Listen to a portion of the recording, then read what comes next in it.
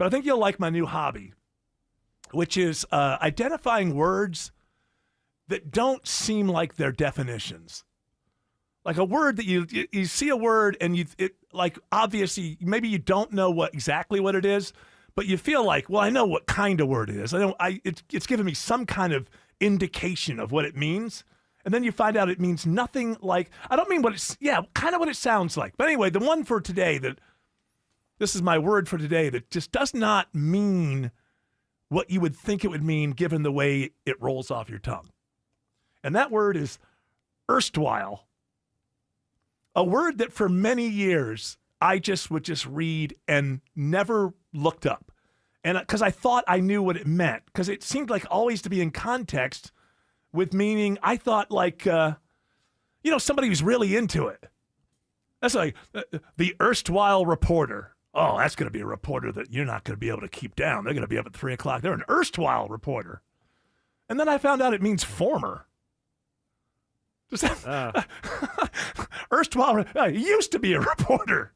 What else? Like what?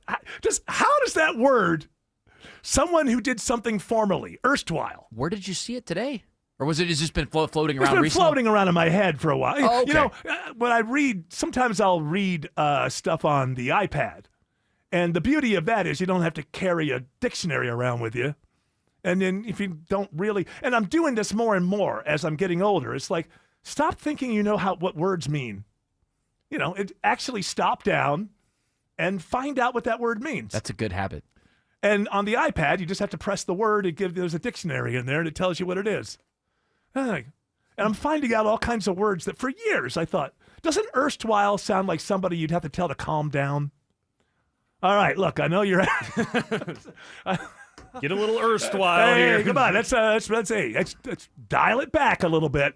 You know what the word crapulous means? I don't know that I've heard the word crapulous before. It's being sick or hungover. That makes sense, though. Physically ill due to excessive eating or drinking. Yeah, I guess it's just that's the opposite. The first part of that. Yeah, that's a word that I'll bet you that's like a slang that ended up in the dictionary. I'll bet the root. I don't know if that was. Okay, I've never looked into the history. What's the Latin root? Let's find out. Let's find the etymology. Actually, it'd be great. We could work together because I would bring in words that don't, the definition it would surprise you, and you bring in words where it's exactly what you thought it would be. I remember being about 9 or 10 and realizing approximate didn't mean wasn't exactly accurate. You thought approximate because of the context, and you just don't think about it so much. You're like, that must mean exactly, but it. A word like that for me, I thought for years, probably until I was 20 years of age, that penultimate meant the top of the top. Doesn't it sound like? Exactly. Hey, it's got the penultimate. I had no idea that it was like second to first. Here's what I got your answer here. Crapulous comes from the Latin word crapulosis, meaning very drunk or suffering from intoxication, which itself comes from the Greek krapali, meaning that's drunken, weird. Headache, or hangover. Feeling crappy. That's odd, though, because if you say, I feel like crap, right? And that comes from because Thomas Crapper invented the toilet. Isn't that odd that those crapulous means you feel like... Coincidence, I guess. That's strange. That is a crazy coincidence. I want Trump to release all the files on that. They're holding something back. Enough of these. 1500s. It's been around in the English language since Really? the 1500s. Maybe they got the name because remember people used to get their last names based on what they did for a living or something. Oh, there's that hungover guy. It's crapper. a family. Crapulous. That's another there crapper. He is. This does point out that it has nothing to do with the slang word that we use. Interesting, because the slang word comes from Thomas Crapper because he's the guy who invented the toilet, right? Let's see. Or some Totally kind of separate. toilet. Who invented the toilet? Yeah, the ball with the chain and the thing that was Thomas Crapper.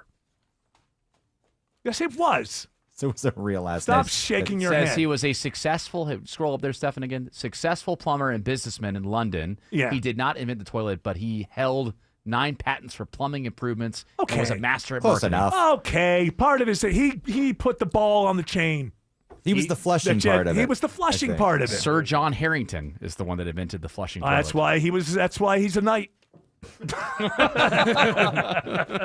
You know, oh, you're so wonderful that we can now flush our poo away. You got to take a Sir Harrington. Sir Harrington. Yeah, sir. Then after that, I feel hairy. a Scottish watchmaker by the name of Alexander Cumming. He's the one that secured the first. I don't want to know what he invented.